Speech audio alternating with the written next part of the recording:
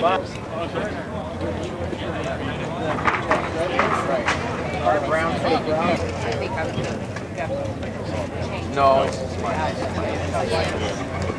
but it's real good. These are the extremely rare cord models. The chance of finding one in your lifetime is small. Go, Simpson, go. Here's a whole collection. Thank you. Probably want $2 a piece for them. Here's a nice fire chief's car, complete with the decal. We'll zoom in on that. Thank you. Okay, and I think it's $8. Wait till I see. Here's the price tag. $8.50. Whoops, just hold that tag so we can see it. I'm looking at the ground. This is hard work. We haven't rehearsed this. Here we go. Now focus. Fire control car, $8.50. He left the decimal point out, but I'm sure that's what it is.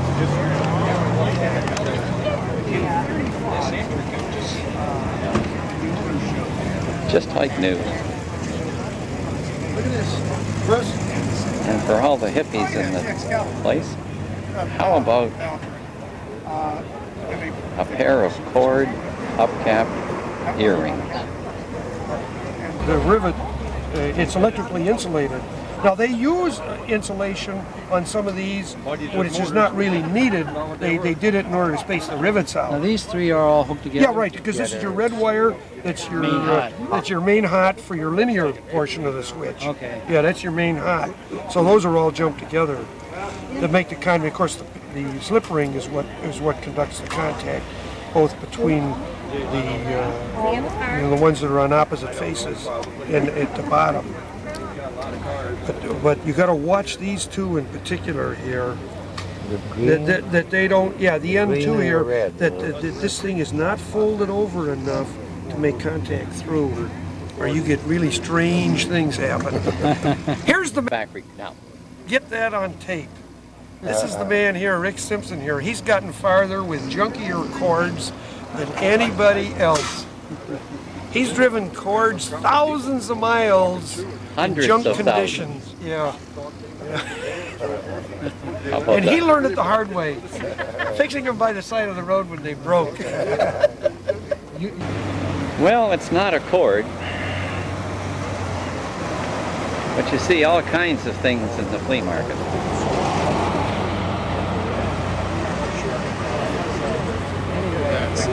We'll get another view of it.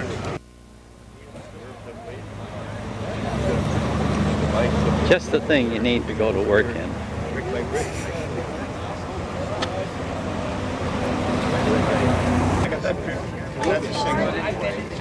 You can find almost anything in the flea market.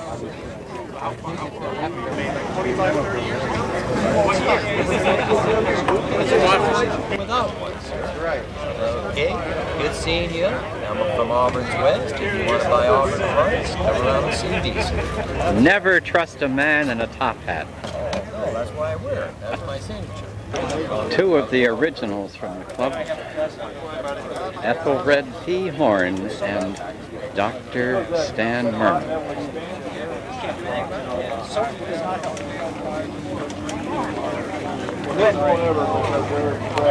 Stop that stuff. It's Ben Franklin. That's who it is.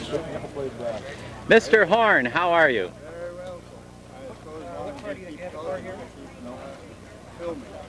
I have a Cabernet. You better not have audio on I'll it. have it next. I was going to have it this. Okay, Thel, tell me about the LeBaron cord. What is a LeBaron cord?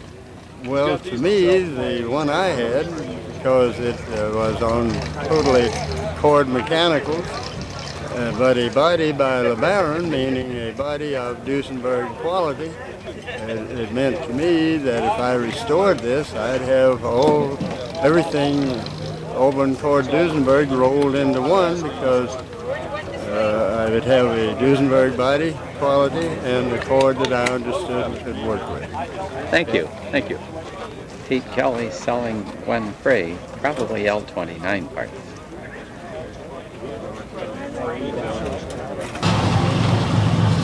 I wish that car had been on, had it back up.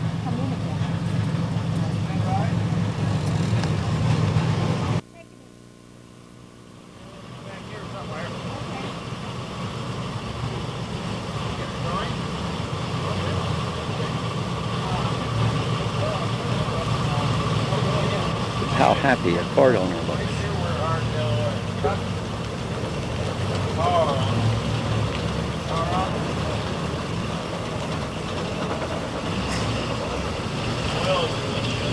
With mesh grill.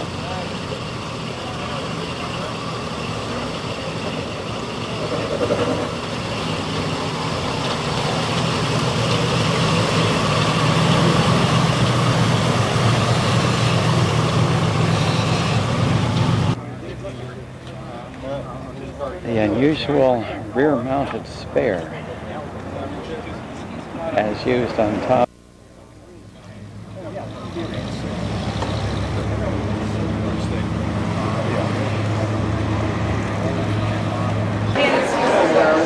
It's Friday night in front of the Auburn Hotel. 9 o'clock at night.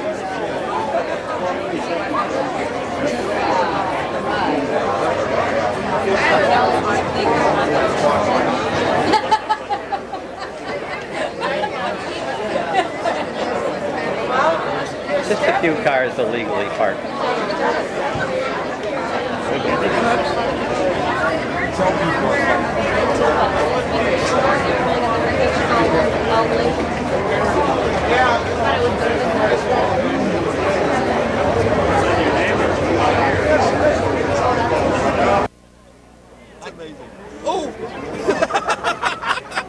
When he turns the light on. A rare picture of Paul Fisher in a cord. Seldom is he in a cord of any description. Yes. Don't I fit nice? We're built for Wait a him. minute, how's this look? Is that better? Less reflection. Well, look at he's talking. You never know who you're going to see at an ACD meet. Randy Ema.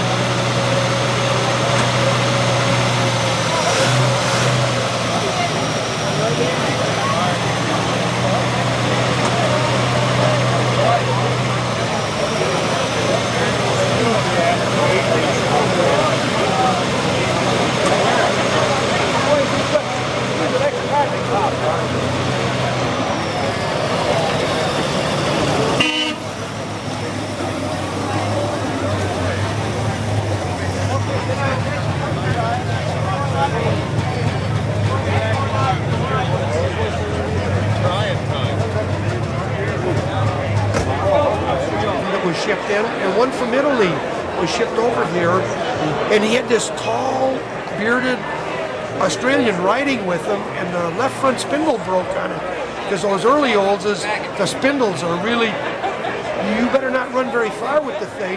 And he's seen it go, and he says, hang on, because when it digs in, you do the swan dive over the front. Both of you, you get ejected from the car when it digs in and turns turtle, and they did the swan dive.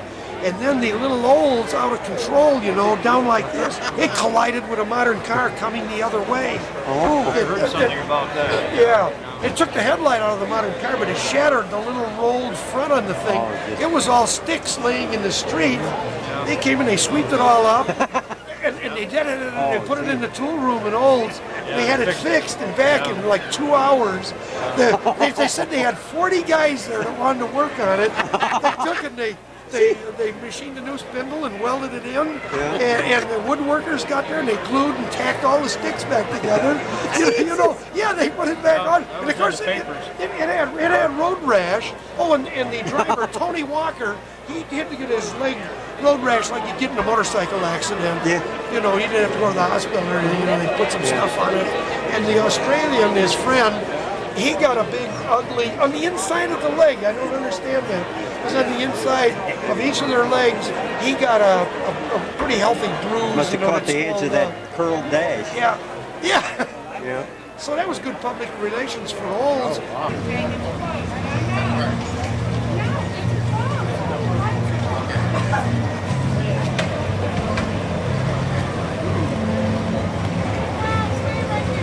Mr. Pinjatori, get out of the picture.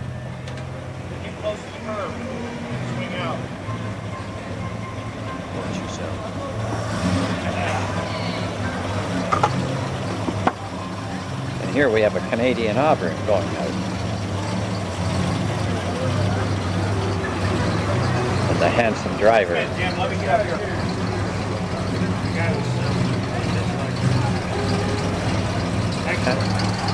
Jim Whittier heading home.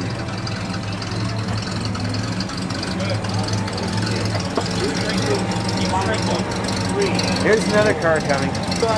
Being chased by a good-looking woman named Melanie.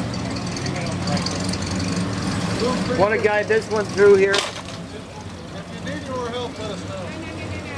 Funny, every time I see Jim, she doesn't seem to be far behind. Impatient woman driver. Wow. Straighten it out. Straighten it out. Keep it straight.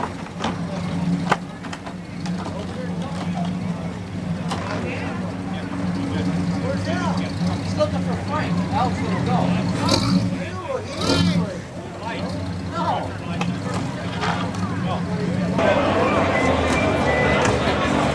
Not a bad place to watch the goings-on.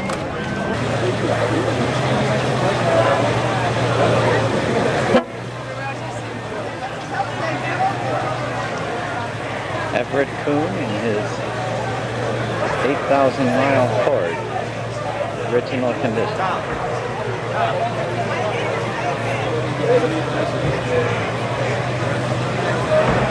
Like that one?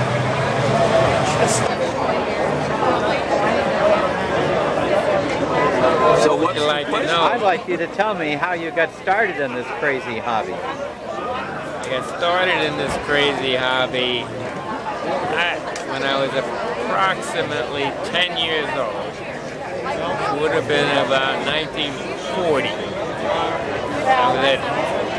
I had attended some type of a sporting event in Hinchcliffe Stadium in Patterson, New Jersey with my father. And as we were exiting through the crowd outside, cars were leaving the parking lot, and all of a sudden I saw something coming through the parking lot which didn't look like a regular car. And I asked my father what it was. And he said, "Oh, that's a Ford." And from that time on I knew that someday I would have to own a Ford, which looked like no other car known at that time, and still doesn't look like any other car that's known at this time. So I kept that in my mind until 1952, when I bought my first sedan, and which I just had to have one. And from then on, it mushroomed. The ACD Club, fortunately for me, was advertised in the I believe it was the August Motor Trend of '52, although I may be wrong on the month. But there was a small ad run there, wanted people interested in restoration and preservation of Auburn, Ford, and Duesenberg automobiles. Write to H. Danhard, Greenville, New York, and that's how the ACD Club was started. And fortunately for me, I answered the ad. May have been the first response he received, because on his list, my name is the first one that appeared. And I've been proud to have been a member of the club that was organized that time. So was most everybody else. That was right up until the present time. Anything else you're interested in knowing? Do you still have a cord? I still have a cord. The one that I have now is made up. Probably 5 different cars I had at the time, and I have owned 25 or 30 cords over the years, and mostly I turned over, just bought and sold, but I still have my cord. I've driven it coast. I'm the only member who's ever driven,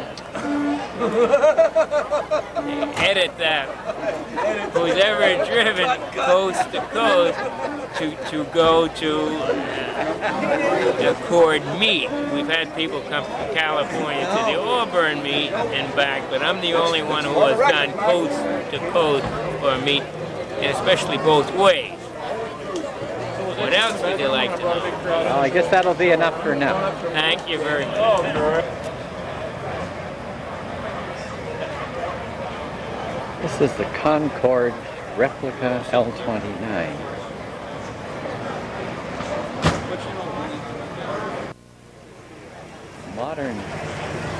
A modern car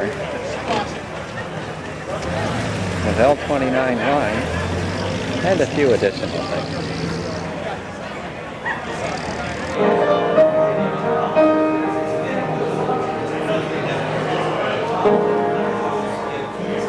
All the people are walking around outside. In the lobby of the Auburn Hotel, we have that famous pianist, William Osterhout, entertaining cocktail crowds.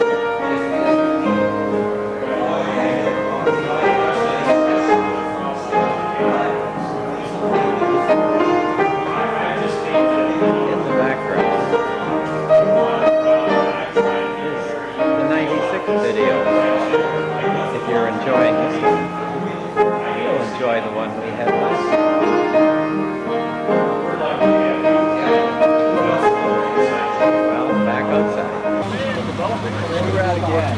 Oh, good. Okay, you're welcome. That is a beauty. He's got a following of friends. It's a delight. His wife, girlfriend, was a delight to talk to about dogs. There's all kinds of things. And I just kept away from the one topic. Bill, of course, when it comes to the nerve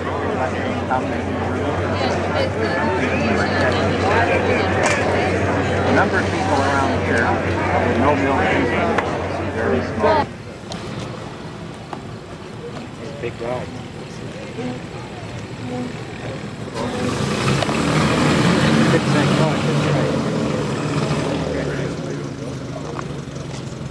That's the right-hand drive. This is the bird we saw last night. See, now that looks so normal to us. See a right-hand drive, you know.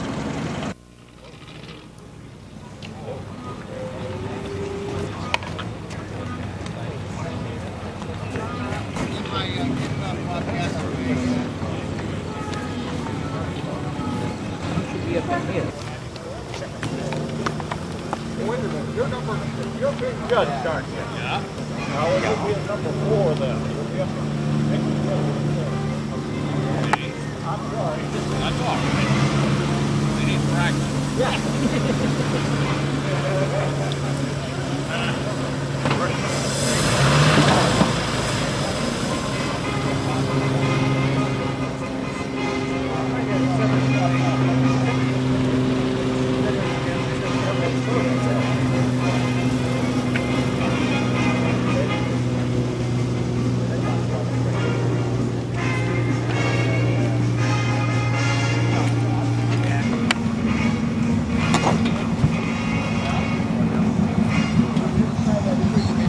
Heads up!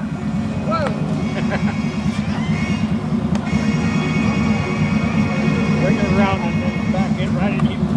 Head it right in here. Go ahead. I barely see one?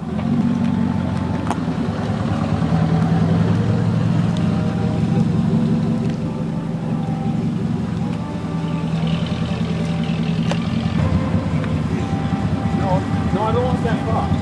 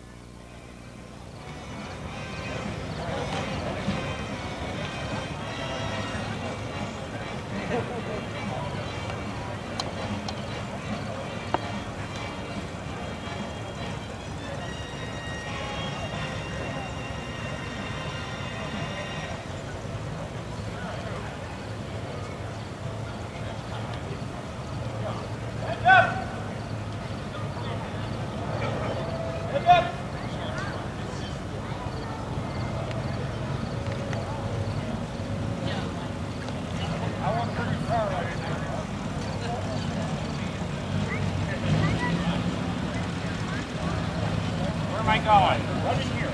There.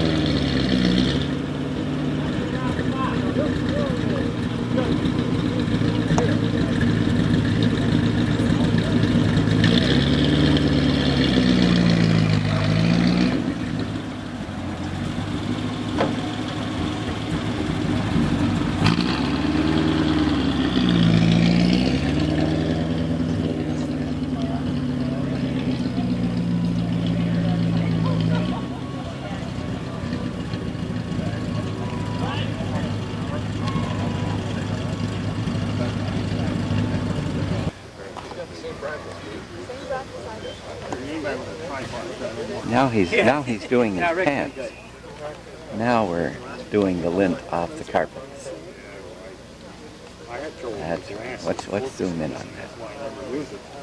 And I've been threatening to buy one of these automatic focus jobs. That solves the problem. I've got a couple of. My wife takes great pictures with it, but you know, I can't. I don't. Something about my glasses.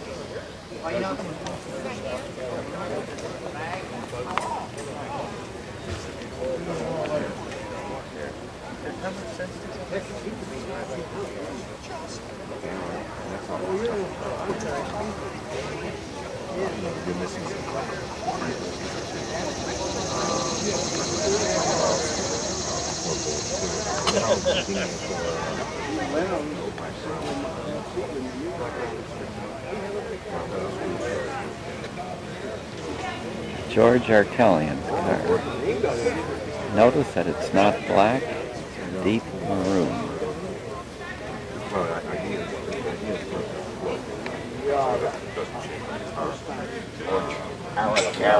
Dr. Stan Merman seems to be impressed.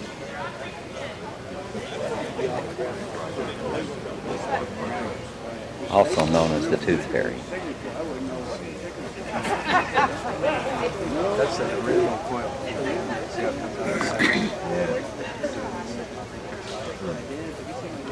Yeah, I've never seen one. Here's the rear-mounted spare in the up position.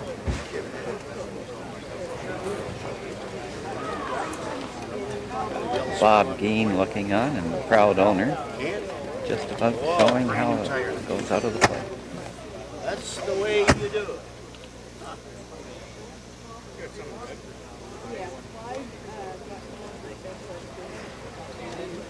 And roll them. Yeah, away you go. The story that we have of the car was originally owned by Dallas Winslow when he was restoring cars and turning around and selling them here at the museum. And this is one of the last ones that he owned and sold to a Dr. Newman. And at that point, Dr. Newman had Glen Prairie restored, and they did the restoration in 1959. Shortly after it was restored, it won Best Cord here at Auburn in the early 60s. And it went to New York and was sold again and smashed. Smashed when you got it. Smashed, yeah, it was hit a traffic abutment in New York. And they broke the transmission case and bent the frame. Fixed it up real good. Pushed the engine back. The cowl buy it and 8 years to restore it. 9 years to restore it. A couple of nights after supper. Yeah. Hey, end of story. The Dick Green car, cover car for the Auburn 97 poster.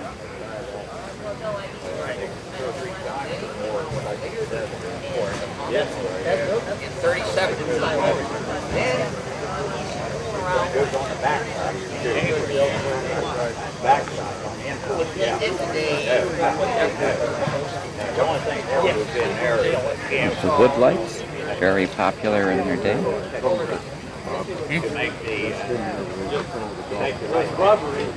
Oh, I know. Yeah. By name, I wouldn't know. What do we got over here?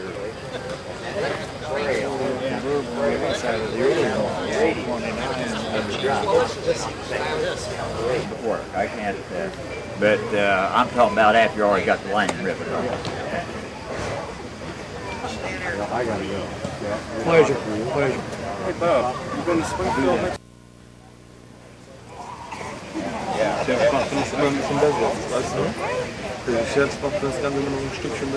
Not all of them are restored. Oh, I'm sorry. Sit right here.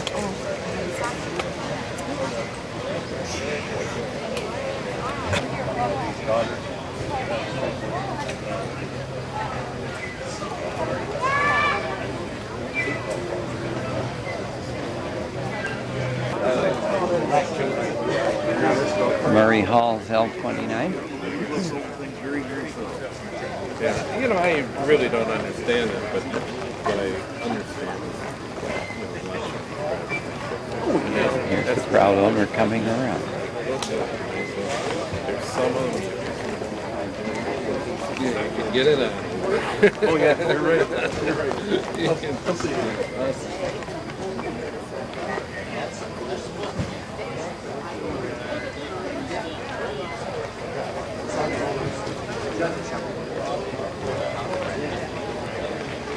Big.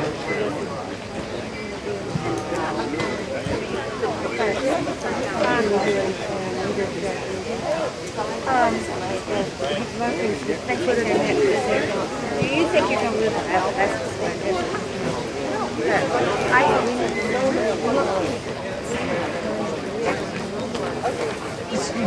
Watch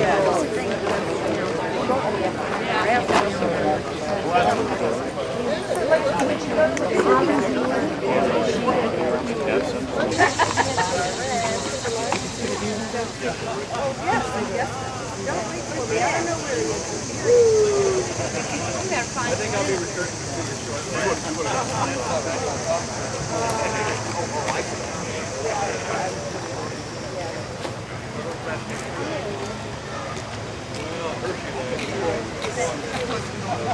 Just a flock of L29.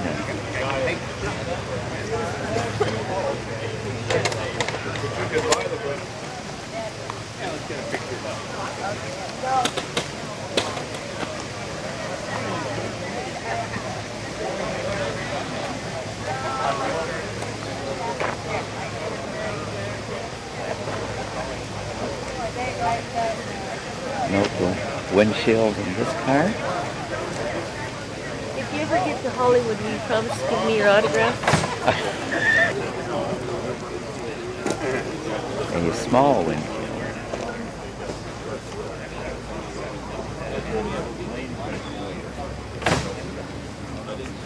About 20 L29s showed up.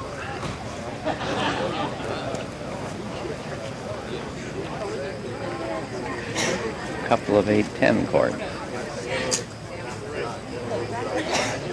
Yeah, we saw them, they joined us. Yeah.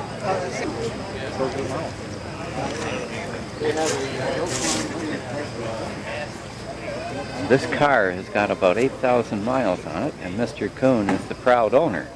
I'm sure I took his picture last year, but he says I didn't. Like it twice in a row. Yeah. You're free. Got it? Sure. You're done?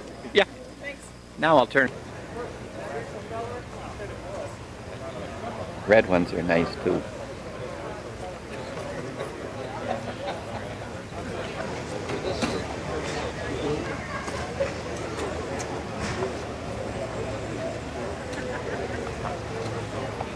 As used on the Ab Jenkins car to cool the transmission. Henry who? He's sitting. It's still taking. That's a lovely picture. Oh, it's a movie, is it? Oh yeah. Oh, it's not. So are we supposed to move around? You can tell me who you are. Oh, it says Care Fury. Yeah. The designer's wife of my gorgeous car. Right. Very good. good. It was a pleasure that she stopped by to say hello. Goodness sake.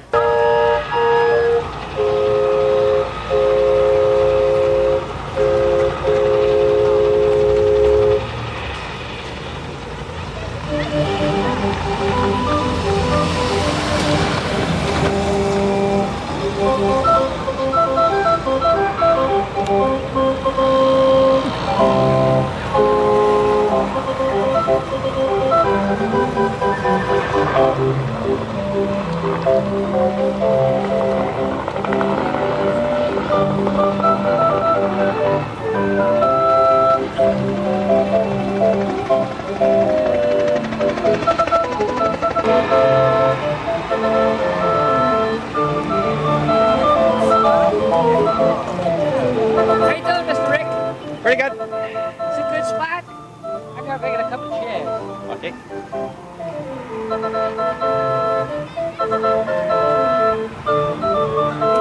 She's a pretty young thing.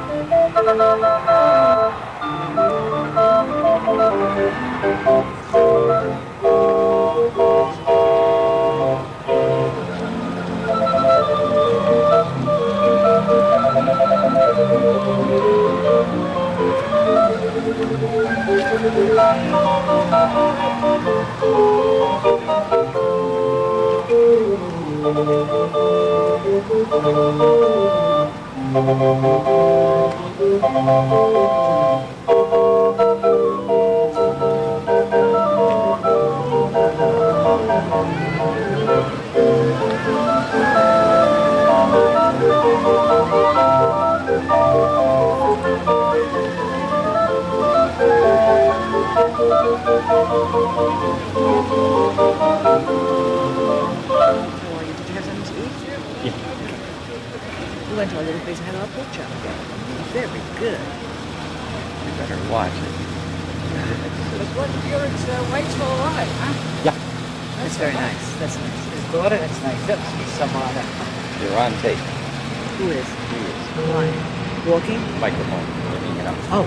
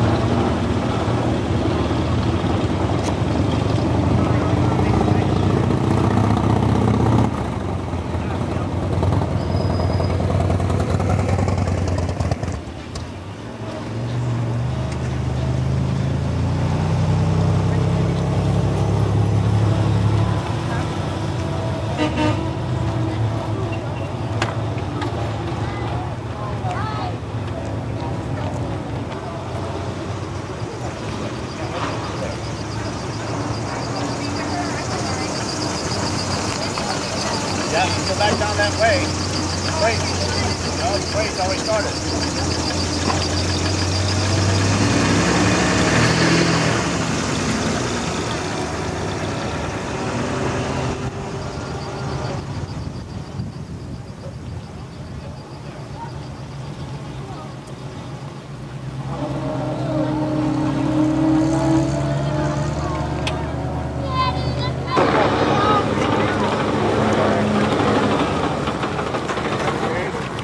They can't find me.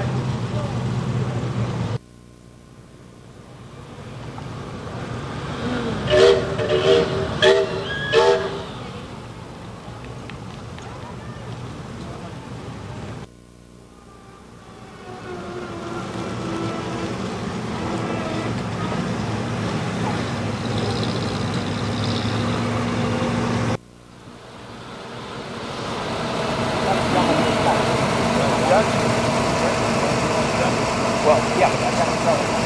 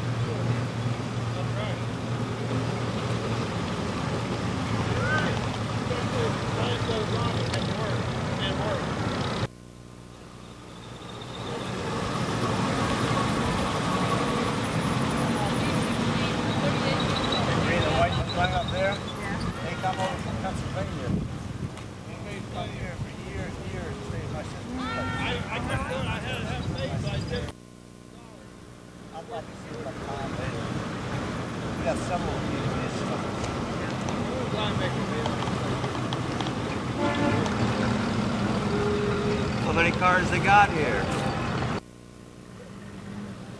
I know she was at about 50 up in the front yard over there, whatever. Oh, yeah? She's the whole up there.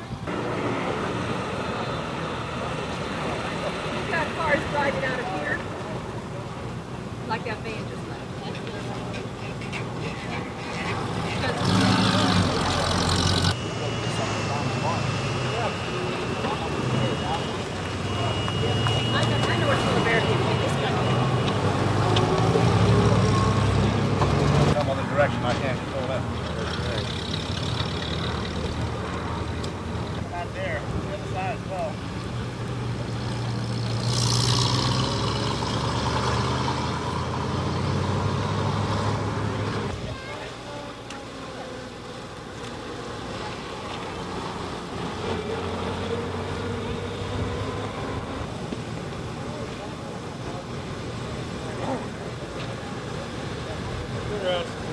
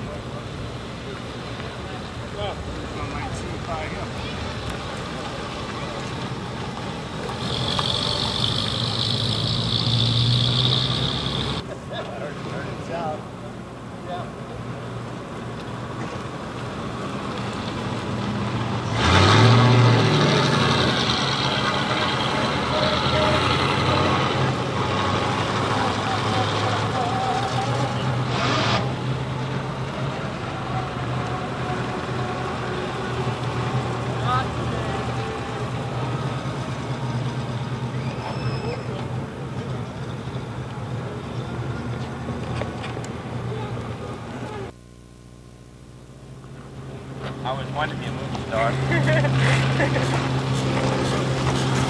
Let us know if we get our big debut.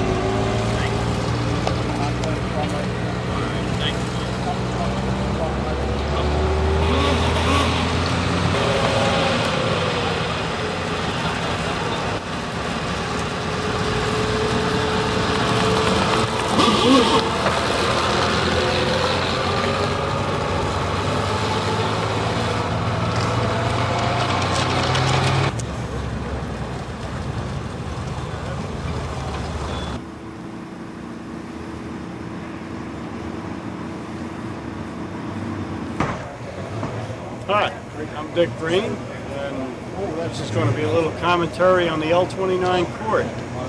This is the year of the L29 Court, the third one that the Auburn Duesenberg Club has put on. The first was in 1981. We had 32 L29s. This year we had 23.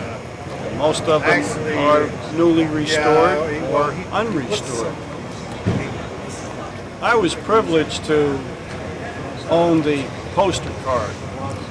It's a 1930 dual cowl Murphy body extended wheelbase L29 Court. This car was produced by Murphy Body Company of Pasadena, California at the order of E.L. Cord. Was impressed with the design of Franklin Hershey and ordered 7 of these cars to be produced. As far as we know, there are only 2 left, one in South Africa and mine. My car was originally delivered to W.A. Clark III, who was the president of the Pilot Ray Turning Blade Company. Those are those lights you see low down in the front of a car with linkage going back to the pitman arm, and they turn with the front wheels. Clark purchased the car, took it to his Auburn Court dealership in Phoenix, Arizona, and apparently sold the car again back to California. Excuse me, Phoenix, Arizona. Sold the car back to California. And it went through a series of owners and disappeared, reappeared in the early 50s with a Packard engine. In 1961, the car was purchased by Bob Fabris, who at that time was the historical and technical director for L29s for the ACD Club. Bob reinstalled the L29 engine and had the car at shows for about 8 years. He then sold the car to another member, Ernie Mendicky, who put it in storage until 1981 when I was able to purchase it from him. It's been 16 years of restoration. It's been totally done, and I'm pretty proud of it. Had a few difficulties at the end. 2 weeks ago, 2 weeks prior to this Labor Day weekend, I was starting the car for the first time after reassembly, and it had been run earlier as a chassis.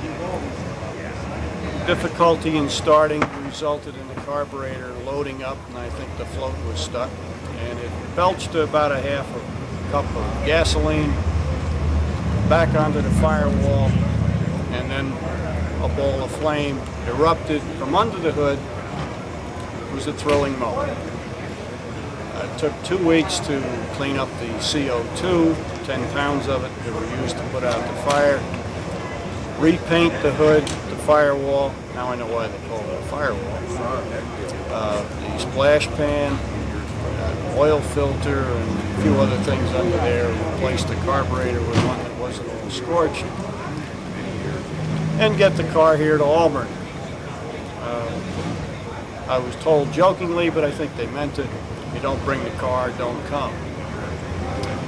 I had another problem after getting it running. The throwout bearing lasted about 15 minutes. And it's gone.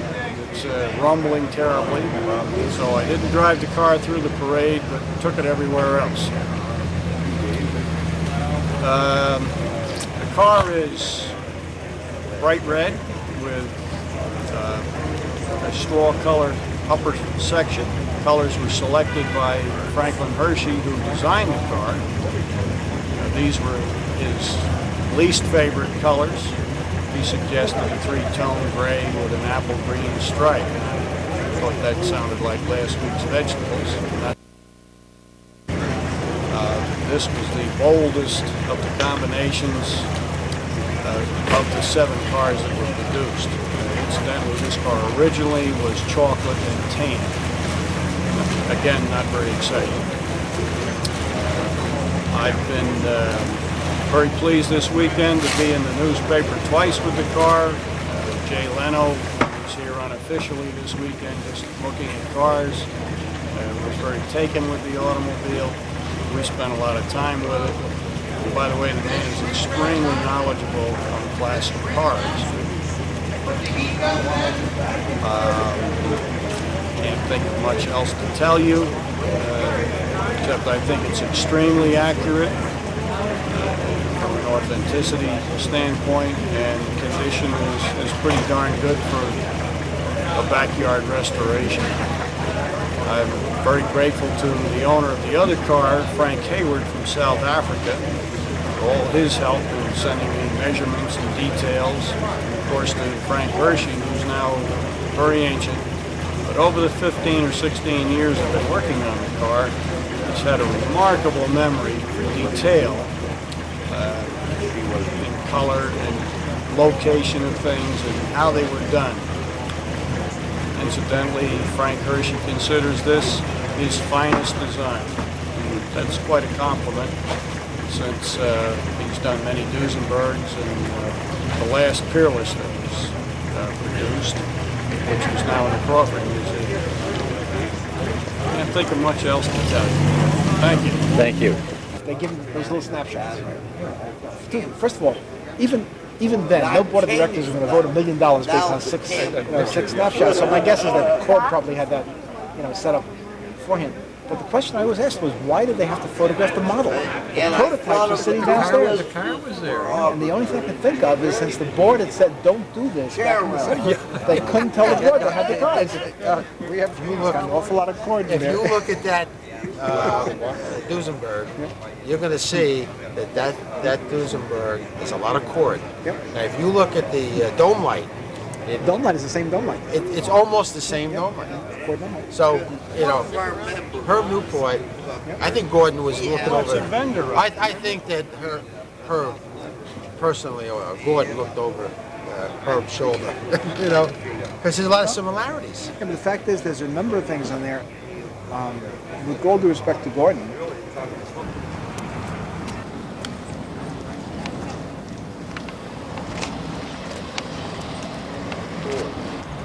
the end. A whole bunch of